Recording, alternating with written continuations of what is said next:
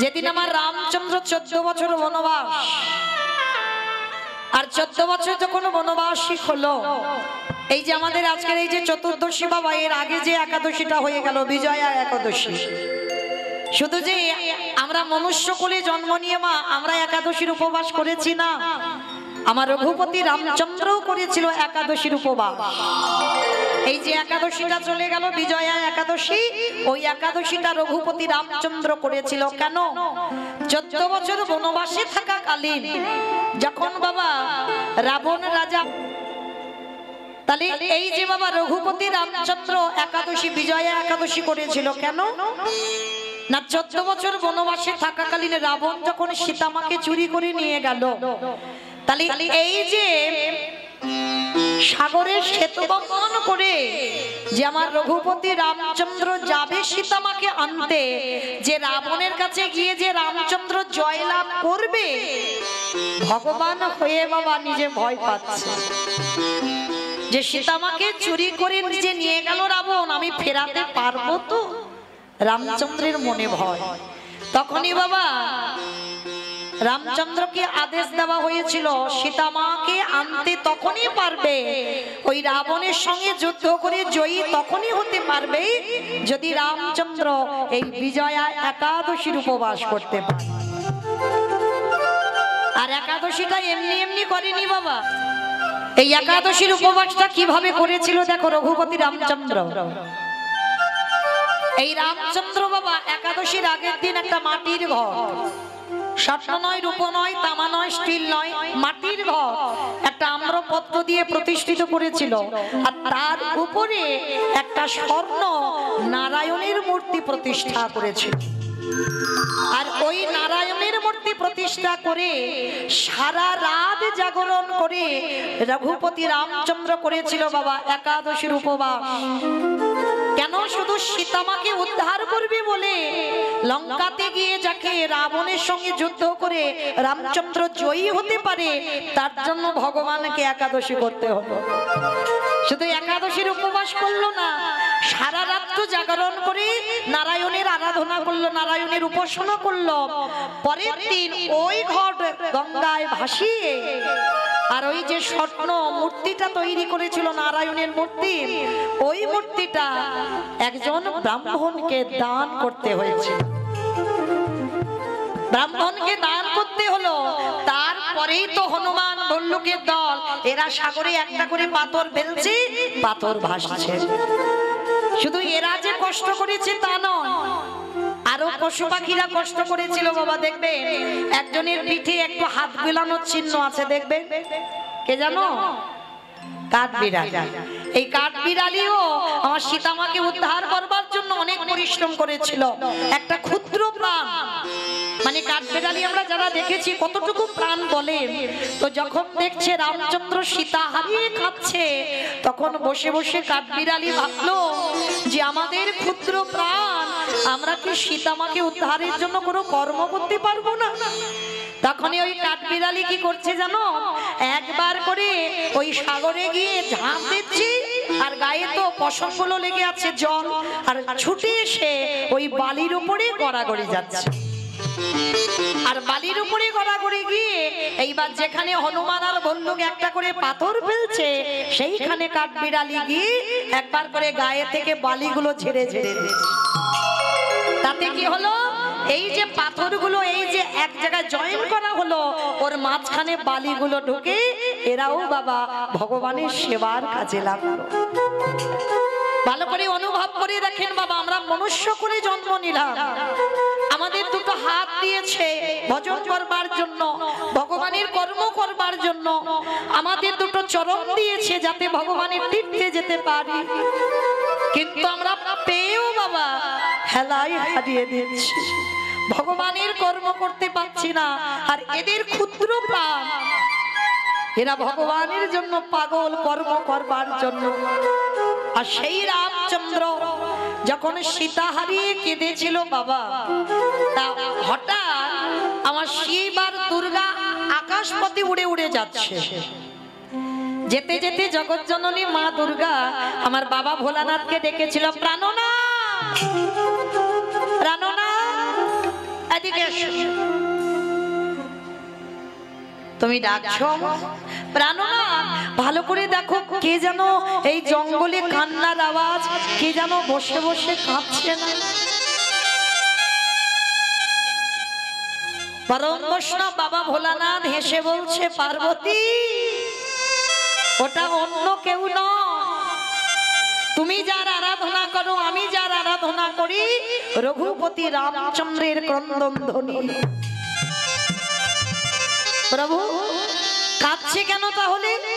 বলে কাঁদছে এই কারণে, রাবণ সীতামাকে চুরি করে নিয়ে গেছে, পাচ্ছে না, তাই স্ত্রীর বিহনে আজকে রঘুপতি রামচন্দ্র হাহাকার করে বেড়াচ্ছে।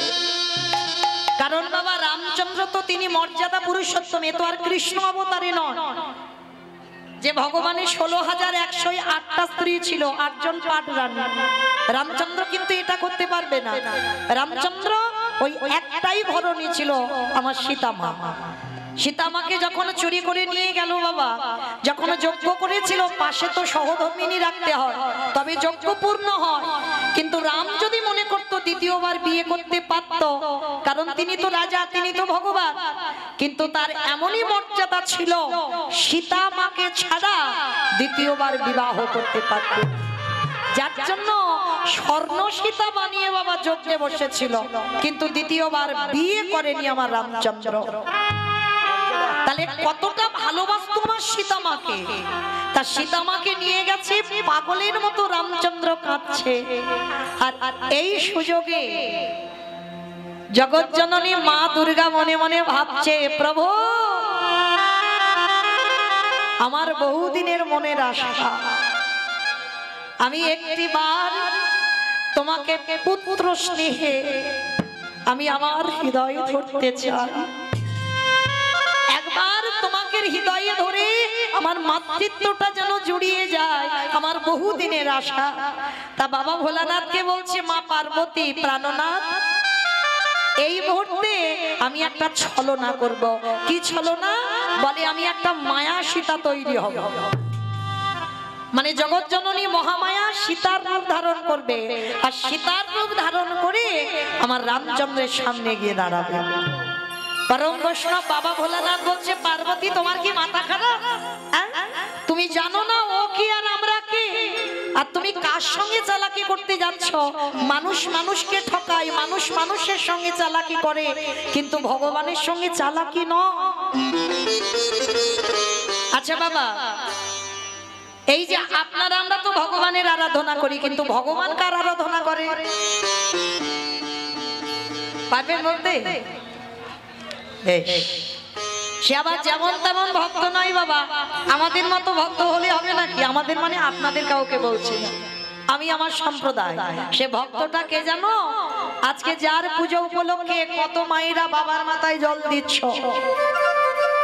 আমরা করি কৃষ্ণ উপাসনা, আর কৃষ্ণ করে পরম বৈষ্ণব বাবা ভোলানাথের উপাসনা। একটা কথা মনে রাখতে হবে বাবা, এই যে আজকের অনেক মায়েরা ব্রত পালন করেছেন, আচ্ছা মা একটা কথা বলো তো, কেন ব্রত পালন করেছেন আজকে? কিসের জন্য? স্বামীর অমঙ্গলের জন্য। স্বামীর অমঙ্গলের জন্য নাকি? স্বামীর মঙ্গলের জন্য। আচ্ছা এদিকে আমার কোন দাদা ভাই কি ব্রত করেছেন? একবার হাতটা তোলেন দেখি। যেমন আমাদের উপবাস কালকে, আমাদের বৈষ্ণব মতে আমাদের কালকে করবেন। আচ্ছা কতজন করবেন একবার হাতটা তোলেন তো দেখি। বেশ, তাহলে এইবার একটু আমি বলি, তাহলে আমার মায়েরা অনেকে বলে বাবা, দেখবেন অল্প বয়সের মেয়েরা ব্রত পালন করে কেন? বলি আমরা যারা এসটি মানুষ তারা করি স্বামীর মঙ্গলের জন্য, আর যাদের বিয়ে থা হয়নি তারা কিসের জন্য করছে? ভালো স্বামী পাবে ওই জন্য। তাহলে এইবার আমার এই যে বাবা ঠাকুর দাদা ভাইরা যারা উপবাস করব আমরা কালকে, তাহলে আমরা আমার দাদা ভাইরা কিসের জন্য করবে? বউয়ের মঙ্গলের জন্য। বউয়ের মঙ্গলের জন্য। হরি বল। সব ভুল কথা। স্বামীর মঙ্গল তো করেছিল বাবা সেই দক্ষ রাজার 27টা মেয়ে, চাঁদের 27টা স্ত্রী। সেই যে দেবগুরু বৃহস্পতি অভিশাপ দিয়েছিল চাঁদের ক্ষয় রোগ হবে, আর যখনই ক্ষয় রোগ হয়েছে বাবা একেবারে মাংসগুলো গলে পচে নষ্ট হয়ে যাচ্ছে, এক পালা বাকি ছিল। আর যখনই বাবা ওই ভাইরা ভাইয়ের কাছে গিয়েছিল, আপনার আমরা কি বলি বাবা, এই বোনেদের স্বামীদের কি বলা হয়? ভাইরা ভাই বলে তো, আমাদের ওদিকে ভাইরা ভাই বলা হয়। তাহলে চাঁদ আর বাবা ভোলানাথেরা সম্পর্কিত ভাইরা ভাই হয়। তো যেই না চাঁদের এক পালা বাকি আছে, গিয়ে দাঁড়িয়েছে শিব ঠাকুরের কাছে, আর শিব ঠাকুর দেখা মাত্র চমকে উঠেছে। এ কি চাঁদ, তোমার কি অবস্থা, কি পরিণতি করেছে? বলে কেন? দেবগুরু বৃহস্পতি অভিশাপ দিয়েছে 15 দিনের মধ্যে আমার এই শরীরটা গলে পচে নষ্ট হয়ে যাবে। বলে তাহলে এখন করণীয় কি? বলে একটা কাজ করো, তোমার শরীরে যখন এত জ্বালা, শরীরে যখন এত যন্ত্রণা, তুমি একটা কাজ করো, আমার মাথাটা তো খুব ঠান্ডা, এইবার এক কলা চাঁদকে নিয়ে বাবা আমার জটার ভিতরে রেখে দিল। যার জন্য দেখবেন শিব ঠাকুরের মাথায় একটা চাঁদ তাই আছে তো, আর যার জন্য বাবার একটা নাম হলো চন্দ্রশেখর, আরো বলা হচ্ছে বাবার নাম শশী শেখর, পরম বৈষ্ণব বাবা ভোলানাথের নাম। তার যখন চাঁদকে এক কলা মাথায় রাখলো, এইবার 27টা মেয়ে তো স্বামীকে খুঁজে পাচ্ছে না, কাঁদতে কাঁদতে জামাই বাবুর কাছে এসে দাঁড়িয়েছে, চরণ দুটো ধরে ভোলানাথের কাছে, জামাই বাবু আমাদের স্বামীকে খুঁজে পাচ্ছি না, তুমি দেখেছো কোন রাস্তায় গেছে? সে তো 15 দিন কবে হয়ে গেছে, স্বামী বোধহয় আর বেঁচে নেই। আর জামাই বাবুর সঙ্গে কথা বলতে গিয়ে হঠাৎ দেখে না বাবা এক কলা চাঁদ শিবের জটার উপরে। 27টা মেয়ে দেখা মাত্র চমকে উঠেছে। জামাই বাবু তুমি আমাদের এত ভালোবাসো, আমাদের স্বামীকে তুমি মাথায় রেখেছো, দাও এবার নামিয়ে দাও। পরম বৈষ্ণব বাবা ভোলানাথ বলছে, দেখো শালী, তুমি যদি আমার এই প্রাণটা নিতে চাও আমি এক্ষুনি দিয়ে দেব, তোমরা যদি 27 জন আমার কৈলাসটাকে চাও আমি এক্ষুনি দিয়ে দেব, কিন্তু চাঁদ তো আমি দিতে পারবো না, কারণ চাঁদ যদি আমি মাথা থেকে নামাই তোমাদের চাঁদের হরিবল হয়ে যাবে, কারণ বাঁচবে না, আমার মাথায় আছে বলে বেঁচে আছে। জামাই বাবু তাহলে কি হবে তুমি বলে দাও। বৈকুণ্ঠপতি নারায়ণ এসে বলল, দাঁড়াও দাঁড়াও দাঁড়াও, কান্নাকাটি বাঁধিয়ে দিও না, তোমাদের স্বামীকে 15 দিনের মধ্যে আবার একটু একটু করে ফিরিয়ে দেব। কি করতে হবে? তোমরা এই 27টা মেয়ে চলে যাও প্রভাস তীর্থে, দ্বিতীয় দিন যাবে, তৃতীয় দিন জলটা তুলবে, আর চতুর্থদশী যেটা আজকে তিথি, এই চতুর্দশীর দিন এসে তোমরা সবাই 27 জন মিলে জামাই বাবুর মাথায় ঢেলে দাও। আর যখন তোমরা জামাই বাবুর মাথায় ঢেলে দেবে, দেখবে চাঁদ 1 কলা 2 কলা 3 কলা হতে হতে 15 দিনের মধ্যে পরিপূর্ণ হবে। কিন্তু চাঁদকে শিব নামাতে পারবে না, কারণ চাঁদকে যদি নামায় তাহলে চাঁদ আর বাঁচবে না। তাহলে মায়েরা কি বুঝলাম? 27টা চাঁদের বউ স্বামীর প্রাণ ফেরাবার জন্য আজকে তিথি, আজকের উপবাস করে বাবার মাথায় জল ঢেলেছিল। কিন্তু মায়েরা আমাদের স্বামীদের কি ওই ক্ষয় রোগ হয়েছে নাকি? হয়নি তো, তাহলে কি জন্য করেছি এইটা তো জানতে হবে। আমরা হিন্দু ধর্মের মানুষ, আমরা সনাতন ধর্মের মানুষ, শুধু কয়েকজন নয়, প্রত্যেকের কর্তব্য এই শিব চতুর্দশী ব্রত উপবাস করা। কেন? একটা কথা বলে যাই বাবা, সরাসরি ভগবানের কৃপা অত সোজা নয়, কারণ আমরা সেই সৌভাগ্য অর্জন করিনি যে আমরা সরাসরি ভগবানের কৃপা পেয়ে যাব। ভগবানের কৃপা পেতে গেলে ভগবান বারবার বলছে, আমি সবথেকে যাকে ভালোবাসি আগে তার চরণ আশ্রয় করো। এই যে আমার বাবা ঠাকুররা বললেন, ভগবান যার চরণ আশ্রয় করে আছে তিনি তো ভক্ত। আর পৃথিবীর মাটিতে, ত্রিলোকের মাটিতে সবথেকে বড় বৈষ্ণব যদি হয় একজন, তিনি হলেন বাবা ভোলানাথ। আর যদি বাবা, তার নাম তো আশুতোষ, একটা বেলপাতার বাতাসা, একটু দুধ গঙ্গা জল মাথায় ঢেলে দাও, দিলেই বাবা তিনি সন্তুষ্ট হয়ে যাবে। আর একবারে যদি বৈষ্ণবের কৃপা কেউ পেয়ে যায়, তার অচিরে কৃষ্ণ কৃপা হবে হবে হবে। নিতাই গৌর প্রেমানন্দে। নমস্তে। তো বাবা যারা আজকে শৈব তারা তো করেছেন, তো আমাদের বৈষ্ণব মতে কালকে যারা করবেন তাদের চরণে আমার মতো অধম কীর্তনিয়া কোটি কোটি ধন্যবাদ প্রণাম। কারণ কৃষ্ণ কৃপা পেতে গেলে আমাদের পরম বৈষ্ণবের চরণ আশ্রয় করতে হবে, আর ওই চরণ ভজলেই পেয়ে যাব গোবিন্দ চরণ। তাহলে মায়েরা সোজা কথা একটা বলে দিলাম, শিব চতুর্দশী ব্রত পালন করার একটাই কারণ, কৃষ্ণ প্রেম ভক্তি লাভ করার জন্য। জড় জগতে কোনো স্বামী নয়, কোনো স্ত্রীর মঙ্গল নয়, একটাই জন্য শিব চতুর্দশী ব্রত কর্ম, যাতে আমাদের কৃষ্ণ প্রেম ভক্তি লাভ হয়। আর যারা ব্রত করেছেন ওই একটাই জিনিস চাইবেন বাবার কাছে, যে প্রভু আমি যেন কৃপা করে কৃষ্ণ চরণ আশ্রয় করতে পারি। তাহলে সেই বাবা ভোলানা পার্বতীকে বলছে, পার্বতী তোমার কি মাথা খারাপ? হ্যাঁ? তুমি এটা কি করছো? তুমি সীতারও ধরে যাবে ভগবানের সামনে, আর ভগবান চিনতে পারবে না? জগৎ জননী মা দুর্গা বলছে অসম্ভব। আমি যদি একবার গিয়ে দাঁড়াই আমার রামচন্দ্র চিনতে পারবে না, আর আমি একবার আমি প্রভু মনে করি একবার রামচন্দ্রকে হৃদয় ধরব, আর তাতে কি হবে আমার মাতৃত্বটা আশাটা পূর্ণ হয়ে যাবে। কোন কুবাসনা কুকামনা নিয়ে নয় বাবা, বাবা ভোলানাথ বারণ করছে কিন্তু মা জগৎ জননী শুনছে না। এইবার সীতা রূপ ধারণ করে এইবার যেই না রামচন্দ্রের কাছে গিয়ে দাঁড়িয়েছে, রামচন্দ্র তো ক্রন্দন করছে সীতা মার জন্য, আর যেই না ওই মা সীতা রূপ ধরেছে, পিছন থেকে রামচন্দ্র গিয়ে ডাক দিল মা। ভগবানের সঙ্গে চালাকি হয়, যেই না মা বলে ডেকেছে সঙ্গে সঙ্গে ছমকে উঠেছে মা। কে ডাকলো? তা মা তবু ছলনাময়ী ছলনা করছে, বলে আমি মা হব কেন, আমি তো সীতা, আমি তোমার সামনে এসেছি। ভগবান কেঁদে উঠল, মা আজকে তোমার কাছেও আমি হাসির পাত্র, তুমি ভুলে গেছো আমি কে আর তুমি কে।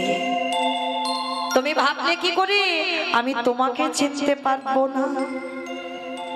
তুমি আমার মা, আমি তোমাকে মা বলে ডেকেছি, তুমি আমার সীতা মা নও। এইবার যেই না মা বুঝতে পেরেছে নিজ রূপটা ধারণ করেছে, মা তুমি এই রূপটা ধরলে কেন? হে দয়াময়, আমার বহুদিনের আশা একবার পুত্র রূপে তোমার হৃদয়ে ধরো। এই জন্য আজকের আমি সীতা রূপ ধরে এলাম, যদি একবার তোমাকে হৃদয়ে ধরতে পারতাম আমার মাতৃত্বটা জুড়িয়ে যেত। তখনই আমার রামচন্দ্র বলেছিল, মা আমি কথা দিলাম তোমার পুত্র রূপে আমি যাব, এই দেখে নয় এ যুগে আগত কলি যুগে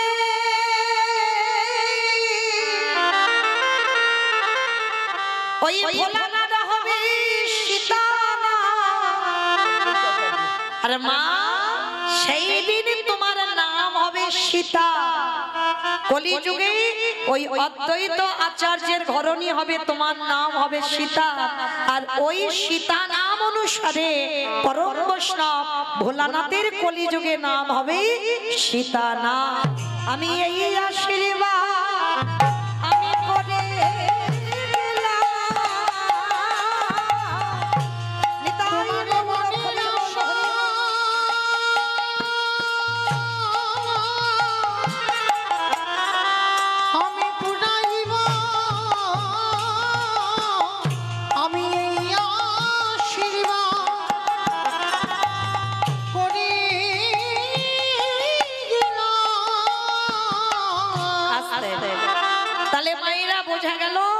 সেই বাবা ভোলানাথ হলো কলিযুগে অদ্বৈত আচার্য বা সীতা নাম, আর জগৎ জননী মা দুর্গা হলো সীতা দেবী। কারণ সীতা রূপ ধরেছিল বলে কলিযুগে মার আশাটা পূর্ণ করে দিল।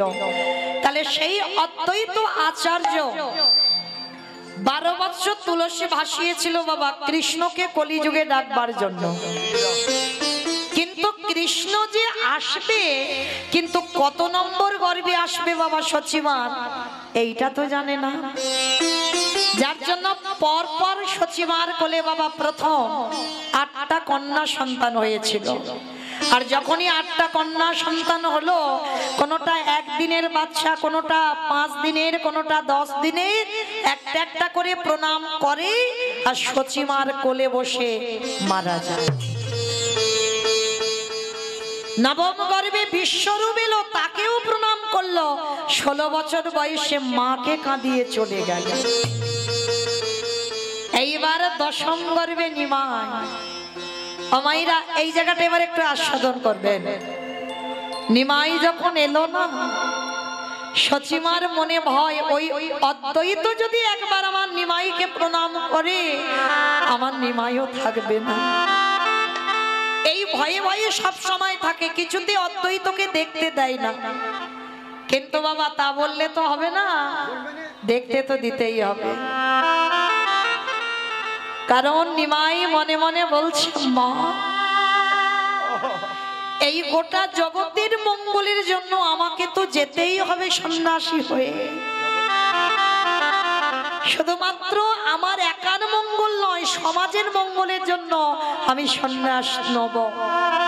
তা এইবার আড়ালে নিমাইকে রেখে, শুধু আড়ালে নয় মা, সচিমা যখন ঘুমাতো না, ওই নিমাইয়ের কোমরে আঁচলটা বেঁধে ঘুমায়, যাতে নিমাই চলে না যায়। অমাইরা আমাদের ছেলে মেয়েরা মাঝে মাঝে দুষ্টুমি করে না, মারা যদি একলা সংসার হয়, ওই দরজায় জানালায় ছেলেকে দড়ি দিয়ে বেঁধে মা সারাদিন কাজ করে। আর নিমাই ছোটবেলায় এত দুষ্ট ছিল, মা যখন ঘুমাতো নিমাই চলে যাবে, ওই জন্য মা দড়িটা বেঁধে সচিমা ঘুমাতো। আজকে নিমাই মনে মনে চিন্তা করছে, মা আজকে তোমায় যেতেই হবে, আজকে তোমাকে ছেড়ে আমায় যেতেই হবে। এইবার মা ঘুমিয়ে আছে, একেবারে অচৈতন্য, অঘরে ঘুমাচ্ছে। আর ঠিক সেই সময় কি করেছে জানো, ওই অদ্বৈত আচার্য সুরধনী গঙ্গার তীরে বসে আছে, আর আমার নিমাই মার কোলের কাছ থেকে গুটি গুটি করে উঠে একেবারে ছুটতে ছুটতে সুরধনী গঙ্গায় গেল। তখন আমার নিমাইয়ের বয়স ছিল বাবা মাত্র 5 বছর। আর 5 বছরের নিমাই সুরধনী গঙ্গার তীরে গিয়ে বাবা হরি নামের খেলা খেলছে।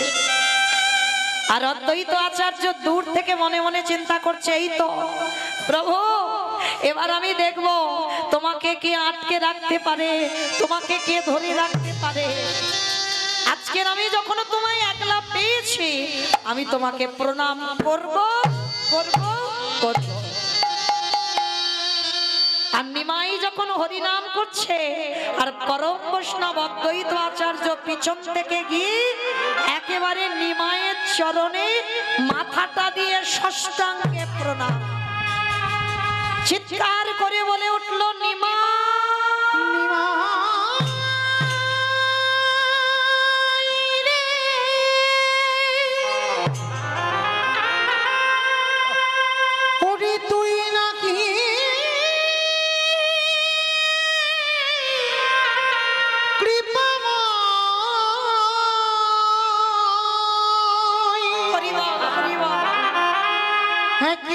কৃপা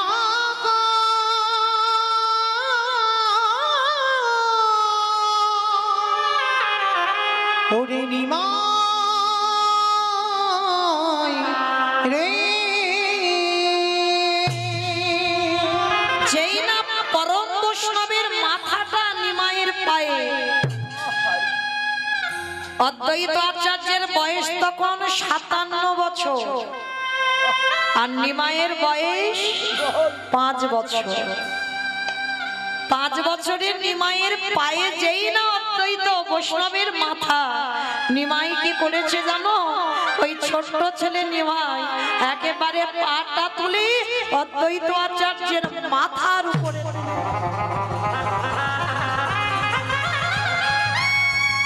আর জানতে বাকি থাকে বাবাকে ভগবান। 8টা মেয়েকে প্রণাম করলো, মার কোলে বসে মরে গেল। বড় ছেলেটাকে প্রণাম করলো, 16 বছর বয়সে চলে গেল। আর ছোট ছেলেটাকে প্রণাম করতে ওইটুকু বাচ্চা পাটা তুলে আমার মাথার উপরে তুলে দিল। তাহলে এ তো অন্য কেউ নয়, কারণ আমি এমন একজন ব্যক্তি, ছোটবেলায় এই অদ্বৈত আচার্য নবদ্বীপে বাবা এক জগৎজননী মায়ের মন্দির ছিল, আর মায়ের হাত ধরে ছোটবেলায় কমলাক্ষ গিয়েছিল নবদ্বীপে। আর নবদ্বীপে যখন গেল না, নাভাদেবী বারবার বলছে কমলাক্ষ একবার মাকে প্রণাম কর, মানে কালী মন্দির। কমলাক্ষকে বলছে একবার মাকে প্রণাম কর। কমলাক্ষ বলছে ও মা, আমি প্রণাম করতে পারবো না, কারণ আমি যদি প্রণাম করি তাহলে এক্ষুনি মূর্তিটা ত্রিখণ্ডিত হয়ে যাবে। এইটুকু বয়সে তুই মনে করিস কি খুব বড় ভক্ত হয়ে গেছিস? তুই মূর্তিকে প্রণাম করলে মূর্তি ভেঙে যাবে। আমি সত্যি কিন্তু বলছি, আমি যদি প্রণাম করি মূর্তি থাকবে না, এক্ষুনি ভেঙে যাবে। আমাকে এরা কি কেউ জানে যে কাকে গর্ভে ধরেছে? যদি জানতো তাহলে কি এই কথা বলতে পারতো? জানে না বলেই তো আজকের এই কথাটা বলবো। নাভাদেবী বলছে কমলাক্ষকে প্রণাম কর তুই। জোর করছে ছেলেকে, ছেলে বলছে ঠিক আছে, তবে মূর্তি যদি ভেঙে যায় তুমি কিন্তু আমায় বকবে না মা।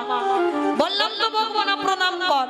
আর যেই না বাবা কমলাক্ষ সবে মাত্র এখনো দেয়নি মাথাটা, সবে মাথাটা নিয়ে আমার ওই কালী মূর্তি ছিল, সবে মূর্তির চরণে প্রণাম করতে যাবে, একেবারে মূর্তিটা মাঝখান থেকে দ্বিখণ্ডিত হয়ে। বাবা পারে কোনোদিন প্রণাম দিতে? কারণ ইনি তো পরম বৈষ্ণব বাবা ভোলা না। তাহলে কি করে পারবে তার পরম স্বামী প্রাণনাথের প্রণামটা নিতে?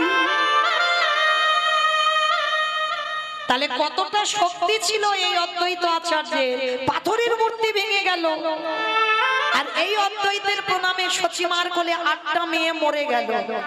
বড় ছেলে চলে গেল, ছোট ছেলে নিমাইকে প্রণাম করলো। নিমাই পাটা অদ্বৈত আচার্যের মাথায় তুলে দিল। তাহলে বলো তো বাবা, জানতে বাকি থাকিয়ে কি? চরণটা জড়িয়ে ধরেছে আর ছাড়ছে না। চোখের জল দিয়ে নিমায়ের চরণ দুটো ভাসাচ্ছে।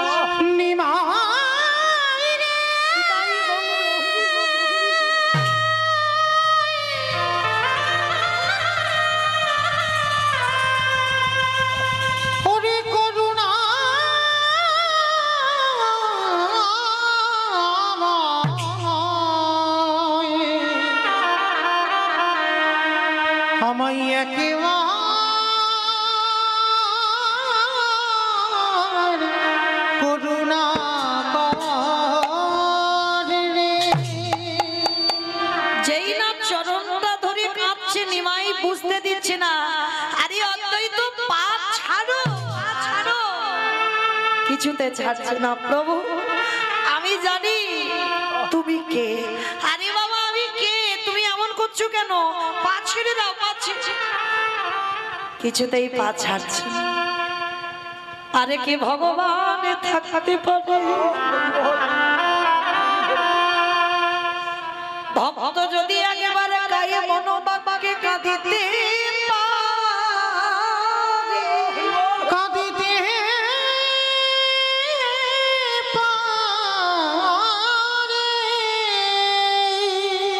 অদ্বৈতকে বুকে ধরে বললেন, অদ্বৈত 57 বছরের বুড়ো আর 5 বছরের নিমাই। প্রভু আর আমাকে কিছু বলতে হবে না, আমি বুঝতে পেরে গেছি তুমি কে আর আমি কে। সেই যদি এলে এত দেরি করলি কেন? 12টা বছর তুলসী চন্দন অগুরু দিয়ে তুলসী পত্র ভাসালাম, সেই যদি এলে তো এত দেরি করলি কেন? নিমাই হেসে বলছে, অদ্বৈত দেরি আমি করি না, ভক্তের ডাক যেদিন সঠিক হয়ে যাবে সেদিন আমাকে কেউ ধরে রাখতে পারবে না। আমি তো সবার দরজারে ধারে দাঁড়াগে দাঁড়াইয়ে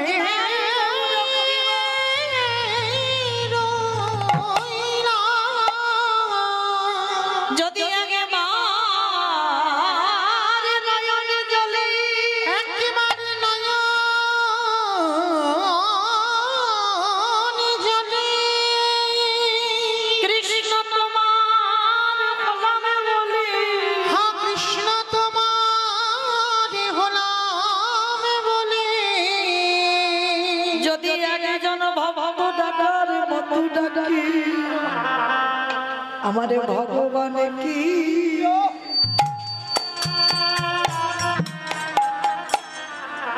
বল রহিতে হে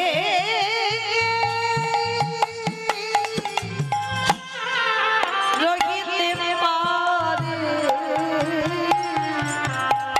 যে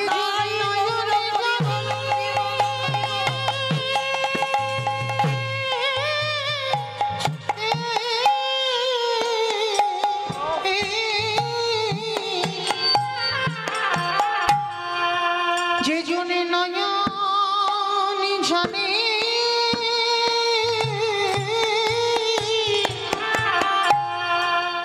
ডাকার মতো ডাকিতে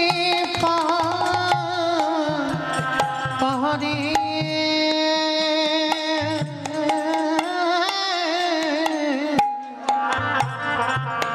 আমারে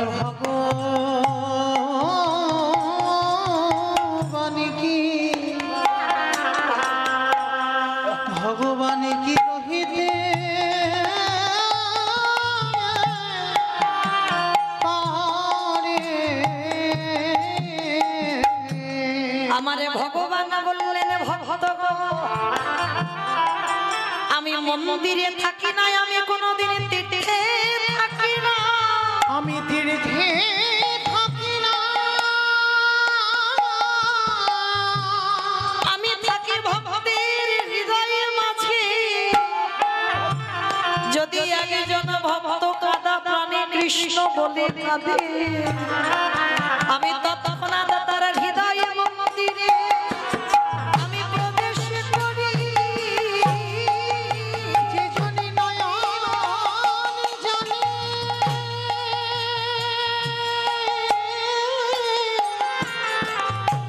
কৃষ্ণ বলে কাঁদিতে পারে, আমি হৃদয় ঘরে তৎক্ষণাৎ প্রবেশ করি। আস্তে